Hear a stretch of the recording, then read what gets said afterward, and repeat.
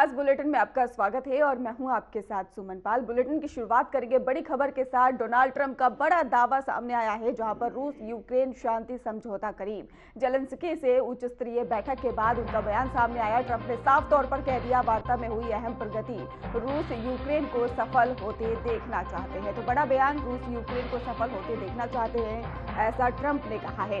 अमेरिकी राष्ट्रपति Donald Trump ने यूक्रेनी राष्ट्रपति के साथ एक उच्च स्तरीय बैठक के बाद कह दिया है कि रूस यूक्रेन युद्ध को समाप्त करने के लिए एक शांति समझौता बहुत करीब पहुंच रहा है। बैठक के बाद ही उन्होंने साफ तौर पर कहा ट्रंप ने कि उनका मानना है कि इस दिशा में महत्वपूर्ण प्रगति हुई है और उन्होंने चर्चाओं को फलदायी और व्यापक बताया। ट्रंप ने इस दौरान ही ये भी कहा कि रूस यूक्रेन को सफल होते देखना चाहते हैं। अमेरिकी राष्ट्रपति डोनाल्ड ट्रंप ने यह भी कहा कि हम बातचीत के आखिरी चरण में हैं और हम देखेंगे नहीं तो ये बहुत लंबे समय तक चलेगा, ये तो खत्म हो जाएगा और या फिर ये बहुत लंबे समय तक ही चलेगा। लाखों और लोग जो है वो मारे जाएंगे, कोई नहीं चाहता कि ऐसी घटना घटित हो। तो बड़ी अपडेट, जहां पर डोनाल्ड ट्रंप ने बड़ा दावा कर दिया है। उन्होंने यूक्रेन और रूस शांति समझौता करीब है, ऐसा उन्होंने बोला है। जेलेंस्की से उस स्तरीय बैठक के दौरान उन्होंने ये बातचीत की है पत्रकारों से और वार्ता में हुई अहम प्रगति, ऐसा भी ट्रंप ने कहा है। तो ट्रंप का बड़ा दावा सामने आया। जेलेंस्की से उस स्तरीय बैठक हुई थी, बैठक होने के बाद ही ट्रंप ने ये बड़ा दावा किया है।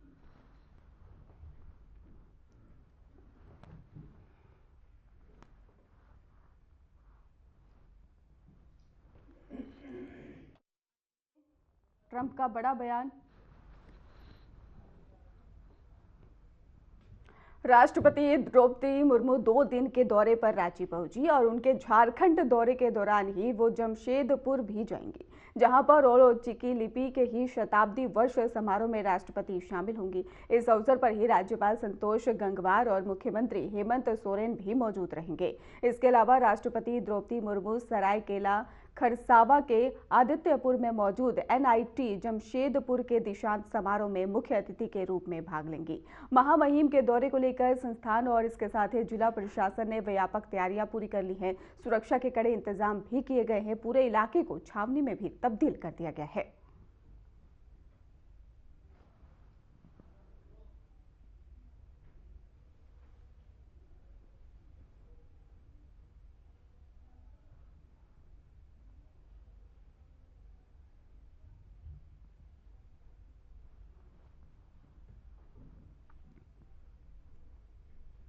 केंद्रीय गृह मंत्री अमित शाह ने बटादरवा थाना पुनर्विकास परियोजना का उद्घाटन कार्यक्रम में कहा है कि मैं आज भारत रत्न गोपीनाथ बोरदोलोई को भी याद करना चाहता हूं। अगर गोपीनाथ ना होते तो हमारा ये असम पूरा उत्तर पूर्व भारत का हिस्सा ना होता। गोपीनाथ जी ही थे जिन्हें असम को भारत में रखने के लिए जवाहरलाल नेहरू को मजबूर कर दिया था।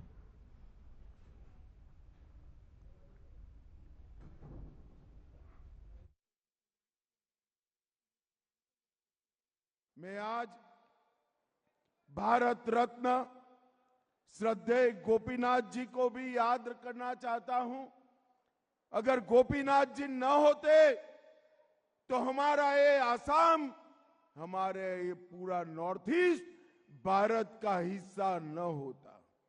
गोपीनाथ जी थे जिन्होंने आसाम को भारत में रखने के लिए जवाहरलाल नेहरू को मजबूर कर दिया। हम सब गोपीनाथ जी के लिए बड़ी श्रद्धा के साथ ताली बजाकर उनको श्रद्धांजलि देने।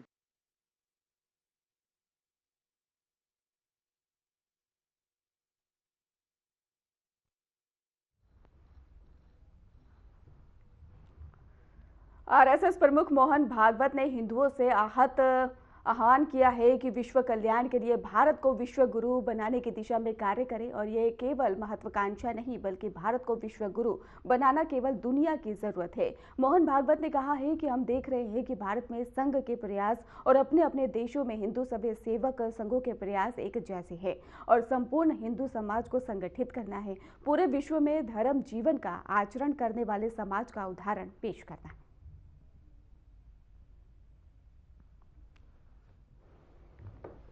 और वो समय अब आ गया है जब योगी अरविंद ने 100 साल पहले ये घोषित कर दिया कि सनातन धर्म का उत्थान हो, ये भगवान की इच्छा है। और सनातन धर्म के उत्थान के लिए ही हिंदू राष्ट्र का उत्थान होता है। भारत अथवा हिंदू राष्ट्र और सनातन धर्म, हिंदू धर्म समानार्थी है। तब उन्होंने इंगित कर दिया कि यह प्रक्रिया शुरू हो गई है। उस प्रक्रिया को हमको आगे लेके जाना है। वो प्रक्रिया चली, अनेक धाराओं से यह काम शुरू हो गया है। उन सब धाराओं को जोड़ के रखना, साथ रखना, पूरक चलाना, ये काम भी हमारे माध्यम से होना है। हम देख रहे हैं कि संघ का प्रयास भारत में और हिंदू स्वयंसेवक संघों का प्रयास अपने अपने देश में यही है, संपूर्ण हिंदू समाज को संगठित करना, हिंदू समाज की वहां की सज्जन शक्ति को परस्पर पूरक बनाना, संपूर्ण विश्व में धर्म जीवन का आचरण करने वाले समाज का एक आदर्श खड़ा करना, धर्म जीवन का आचरण करने व्यक्तियों के उदाहरण खड़े करना, और उसके आधार पर विश्व का वातावरण बदल जाए, आचरण में परिवर्तन हो, और उसके आधार पर सारी समस्याओं से निजात पाकर परस्पर सद्भावना के साथ राष्ट्रों का जीवन चले, सद्भावना के साथ, कृतज्ञता के साथ मनुष्य जाति का जल, जंगल, जानवर, जमीन से व्यवहार हो, पर्यावरण से व्यवहार हो, सारी सृष्टि निरामय हो। काले वर्षतु पर्जन्या पृथ्वीं सस्यशालिनी देशो अयम क्षोभरहितो, इस प्रकार की स्थिति उत्पन्न हो, उसके लिए ये महाप्रयास है। और इसके लिए 5 साल में एक बार होने वाला ये एकत्रीकरण, ये वैसे तो बाकी आप सब लोगों को बुलाकर न करते तो भी चलता, पर्याप्त संख्या है यहां अच्छा कार्यक्रम होने के लिए। 1600 के ऊपर संख्या है, प्रबंधक वगैरह हम सब मिलाकर 2000 के ऊपर लोग हो जाते हैं। इस हॉल में एक बहुत सुंदर व्यवस्थित कार्यक्रम हो सकता है, परंतु आप सबको बुलाया क्यों है? ये काम होना है, ये काम भारतीयों की ओर से ही होना है। हिंदू धर्म, हिंदू संस्कृति को मानने वाले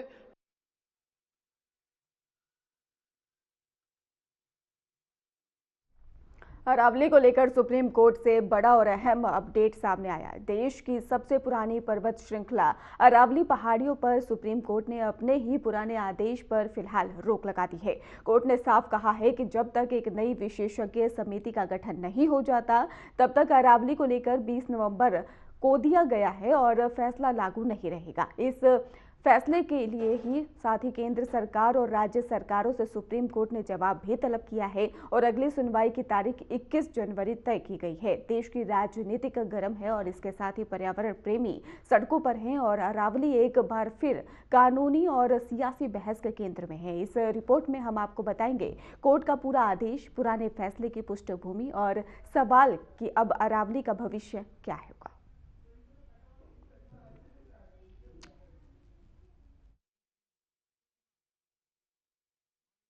सुप्रीम कोर्ट ने अरावली पहाड़ियों को लेकर एक बड़ा अंतरिम आदेश पारित किया। मुख्य न्यायाधीश सूर्यकांत की अध्यक्षता वाली 3 सदस्यीय पीठ ने 20 नवंबर को दिए गए अपने ही आदेश पर अस्थायी रोक लगा दी। कोर्ट ने कहा कि यह रोक तब तक लागू रहेगी जब तक अरावली से जुड़े मामलों की जांच के लिए एक नई समिति का गठन नहीं हो जाता। इसके साथ ही केंद्र सरकार और संबंधित राज्य सरकारों से इस पूरे मामले में विस्तृत जवाब मांगा गया। सुप्रीम कोर्ट ने इस संवेदनशील पर्यावरण मुद्दे पर अगली सुनवाई की तारीख 21 जनवरी तय की है। कोर्ट का साफ संकेत है कि कोई भी अंतिम फैसला जल्दबाजी में नहीं होगा। जब तक नई समिति अपनी रिपोर्ट नहीं दे देती, तब तक अरावली से जुड़े सभी बड़े निर्णय रोके रहेंगे। अरावली केवल पहाड़ नहीं है, यह पहाड़ी धार रेगिस्तान को उत्तर भारत के उपजाऊ मैदानों तक पहुंचाने से रोकने वाली एकमात्र दीवार है। दिल्ली, हरियाणा, राजस्थान और गुजरात में फैली अरावली पर्वत श्रृंखला भूजल संरक्षण, वायु शुद्धिकरण और जैव विविधता की रीढ़ मानी जाती है। पर्यावरण विशेषज्ञ मानते हैं कि अगर अरावली कमजोर हुई तो उसका असर देश की जलवायु और खेती पर पड़ेगा। 20 नवंबर को सुप्रीम कोर्ट ने अरावली पहाड़ी और अन्य पर्वतमालाओं की एक जैसी परिभाषा को मंजूरी दी थी। इस फैसले के तहत दिल्ली, हरियाणा, राजस्थान और गुजरात में अरावली क्षेत्र में नए खनन पट्टों पर पूरी तरह से रोक लगा दी गई थी। यह रोक तब तक लागू रहनी थी जब तक विशेषज्ञों की रिपोर्ट कोर्ट के सामने नहीं आ जाती। इस आदेश की सबसे अहम बात थी अरावली की नई परिभाषा। पर्यावरण, वन एवं जलवायु परिवर्तन मंत्रालय की समिति की सिफारिशों को मानते हुए सुप्रीम कोर्ट ने कहा था, अरावली पहाड़ी ऐसा कोई भी भूभाग होगा जो चिन्हित अरावली जिलों में स्थिर हो या जिसकी ऊंचाई स्थानीय निचले बिंदु से 100 मीटर या उससे अधिक हो। इसी परिभाषा को लेकर राज्य सरकार और खनन जुड़े हितधारकों ने आपत्ति जताई। अपने पहले आदेश में सुप्रीम कोर्ट ने यह भी कहा था कि अरावली पहाड़ियों की अलग अलग समय की स्थिति का विस्तृत अध्ययन किया जाएगा। इसके लिए एक विशेषज्ञ समिति बनाई जाएगी जिसमें भूवैज्ञानिक, पर्यावरण वैज्ञानिक और वन विशेषज्ञ शामिल होंगे। इसका काम होगा अरावली की प्राकृतिक बनावट और पर्यावरण संतुलन को सुरक्षित रखना। अरावली पर आदेश में बदलाव के बाद पर्यावरण प्रेमियों में चिंता और नाराजगी दोनों है। उनका कहना है कि अरावली के साथ किसी भी तरह की छेड़छाड़ भविष्य की पीढ़ियों के साथ अन्याय होगा। पर्यावरण कार्यकर्ता मानते हैं कि खनन पर ढील सीधे तौर पर प्राकृतिक विनाश को न्योता देगी। अरावली मुद्दे पर देश का सियासी पारा भी चरम पर है।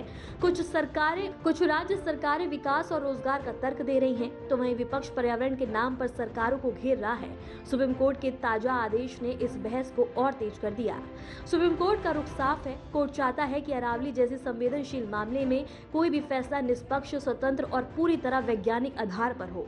कोर्ट ने कहा है कि समिति की सिफारिशें लागू करना या अंतिम आदेश से पहले विशेषज्ञों की राय को पूरी अहमियत दी जानी चाहिए। हर पहलू पर्यावरण विकास और भविष्य की जरूरतों को संतुलित तरीके से देखा जाना चाहिए। तो फिलहाल अरावली पर फैसला रुका है, लेकिन बहस जारी है। 21 जनवरी को सुप्रीम कोर्ट की अगली सुनवाई तय करेगी कि अरावली का भविष्य कानून के किस रास्ते पर जाएगा। देश की सबसे पुरानी पर्वत श्रृंखला अब अदालत, सरकार और विशेषज्ञों के बीच फैसले का इंतजार कर रही है। Bureau report, RNT। नए साल के स्वागत से पहले अगर आप वृंदावन जाने की तैयारी कर रहे हैं तो जरा रुक जाइए। 29 दिसंबर से 5 जनवरी तक वृंदावन आने से परहेज करने की अपील मंदिर प्रशासन और जिला प्रशासन दोनों ने मिलकर जारी की है। कारण साफ है, अत्यधिक भीड़ और सुरक्षा का खतरा और श्रद्धालुओं की जान माल की सुरक्षा। हर साल इस दौरान ही वृंदावन में हालात ऐसे हो जाते हैं कि दर्शन आस्था नहीं, इम्तिहान बन जाते हैं। क्या है प्रशासन की पूरी तैयारी और गाइडलाइन?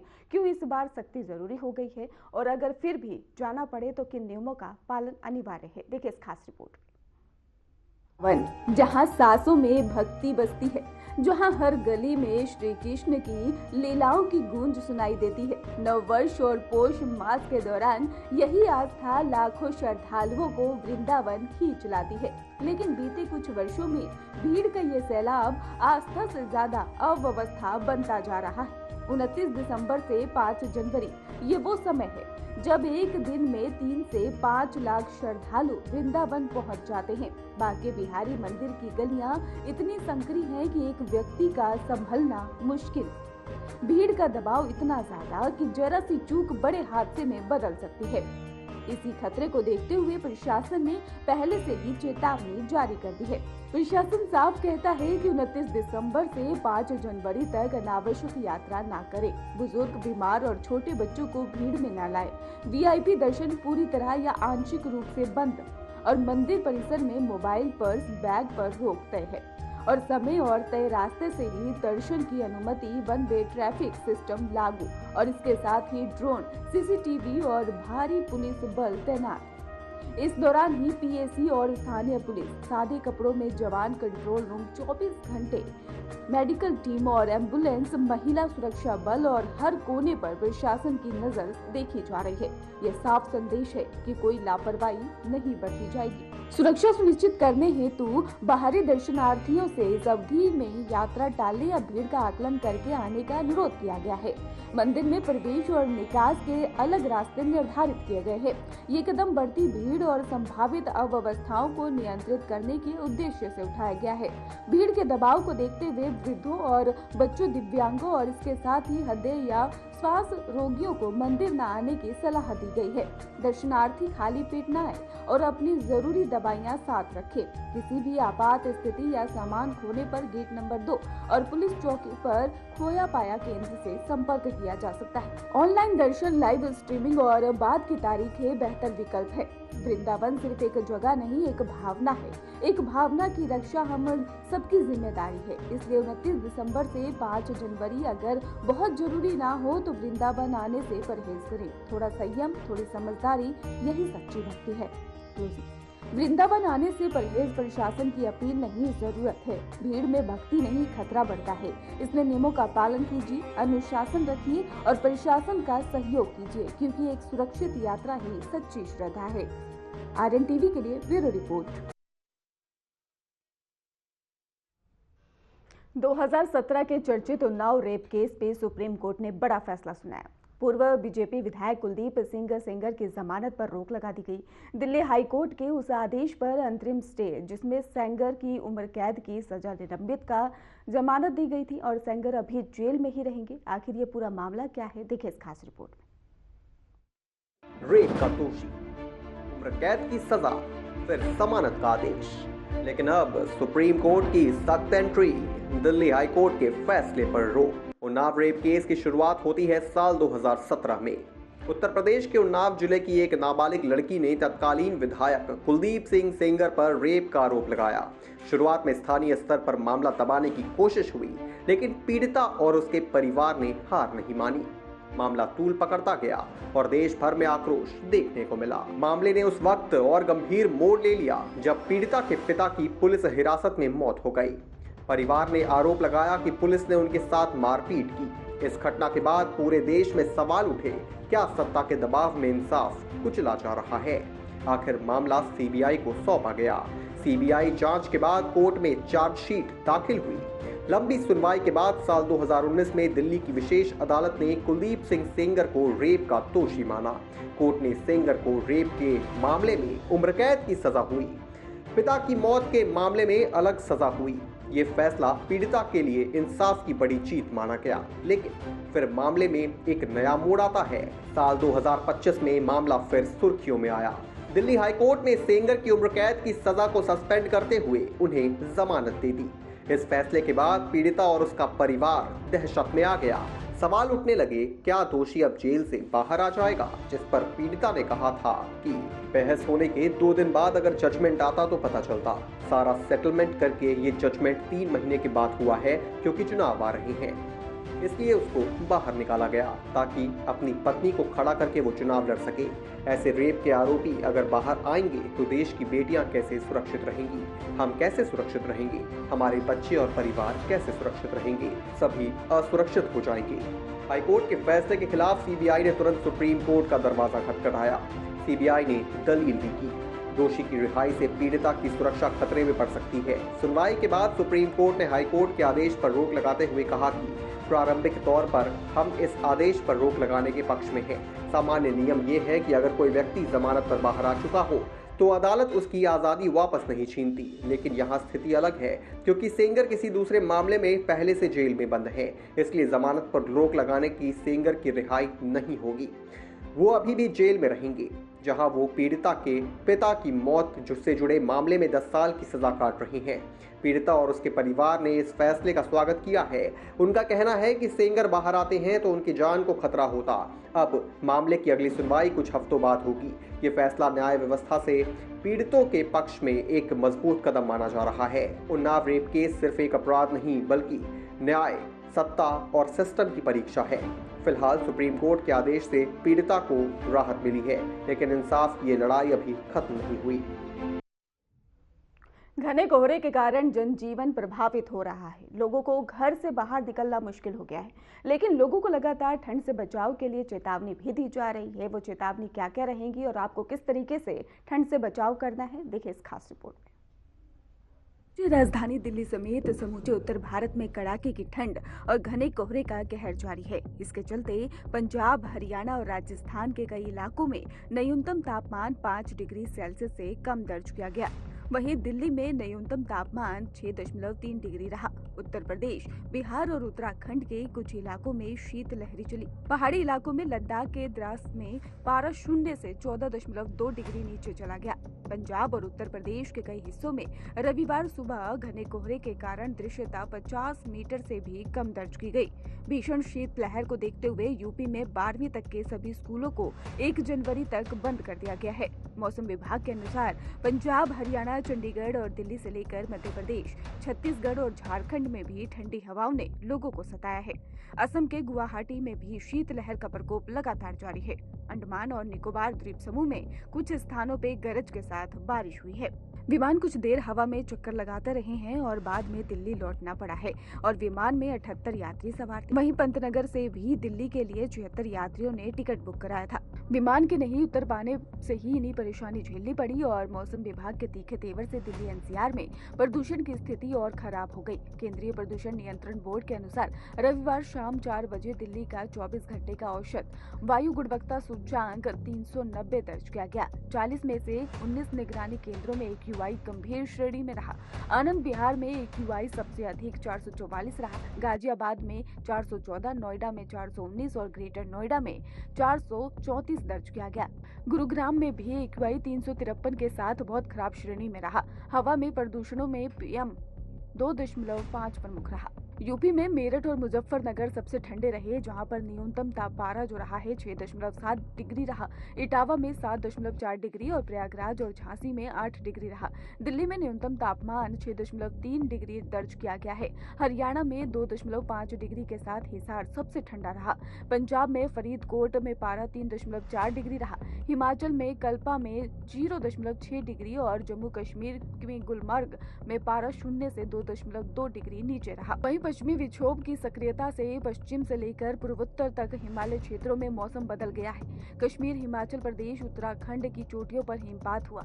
वहीं मैदान में कोहरे के कहर और शीतलहर ने जनजीवन बुरी तरह से प्रभावित किया।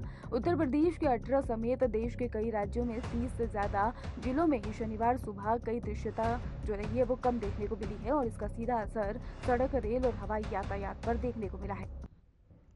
फिलहाल खास बुलेटिन में बस इतना ही। आगे की खबरों के लिए आप देखते रहिए हमारा चैनल। धन्यवाद।